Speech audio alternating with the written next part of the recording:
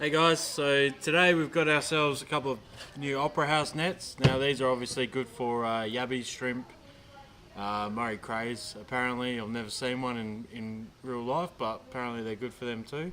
But we just want to show you guys a couple of things when buying a new net. So sometimes when you purchase one of these things, they usually come with a loop already on them. Now it's either on the end, or here's an old one that has been through the ringer of mine. Sometimes you'll find it on the side as well. So one thing I just wanted to point out is whenever you grab one of these, I'll just I might just close her up. It's a bit big and cumbersome at the moment. Whenever you grab one of these, just make sure that you retie these loops, because as you can see in a second, if I sort of jiggle this one around a little bit, you'll see that they're very rarely are they tied up well. And they've got a tendency to come undone when you throw them out for the first time. So, it doesn't take a lot to untie these knots. They're really sort of loose and not necessarily the best done. So what we like to do is we like to retie them, and it's as simple as just doing a turn with a couple of half hitches, which I'll show you in a second when I get this one undone. It's actually the heated end that's causing us grief here. I'm going to destroy this rope before we get it out, I reckon. Just bear with us. As it turns out, this one may not have come undone because of that heated end. There we go. So I'll just do one of these just to show you what we're talking about.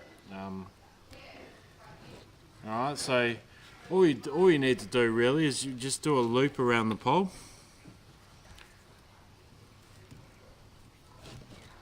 We will get there.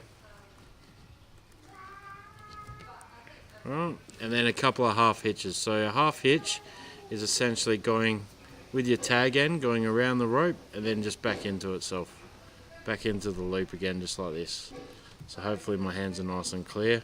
And then you go exactly the same way and do another one. So around the same way that we went. So if you went around the front of the rope before, go around the front of the rope for this one. If you went around the back, go around the back. But we went around the front, and then just pull it through. And if you make sure that that's nice and tight, you can do as many of those hitches as your tag will allow. We might just quickly do a third one if it lets us. Sorry about the hands, guys, I know they're in the way for this one. Alright, so that way you can see there it's a nice clean looking knot, and that's actually not going to go anywhere. So the second thing that we want to show you is how to actually attach a line to the loop. There's many ways to do it. You can do it the old granny knot. Just move the beer out of the way. You can do the old granny knot, but if you want something that's more reliable, another knot that we learnt through our time in the SES is what's called a figure eight on the loop or a figure eight on the bite. So it's a really easy one to do. It's very difficult to make this come undone accidentally. It will only generally come undone when you want it to. We used to use this knot as an anchor point for our abseiling ropes. So we had to make sure that there was one that was strong enough and sturdy enough and something that we could monitor slipping for safety reasons as well. So that's why this one's perfect. So it's a really simple one to do. All you need to do is basically create a figure eight, which is going around the rope and then back through the loop afterwards, right? Will give us a bit bigger tag. So around the rope, bring it all the way around, and then you just feed it through. And you'll see in a second when I start to tighten this up, it kind of looks like the number 8. Okay, so you can see that there. The figure eight with the loop part or on the bite is purely a matter of running that through your loop on your Yabbie net, on your Opera House, and then all you have to do is you just follow the knot back through, right, like such. So wherever your rope has taken you previously on the knot, you just follow the exact same line. You'll see in a second how we're just following the same line through.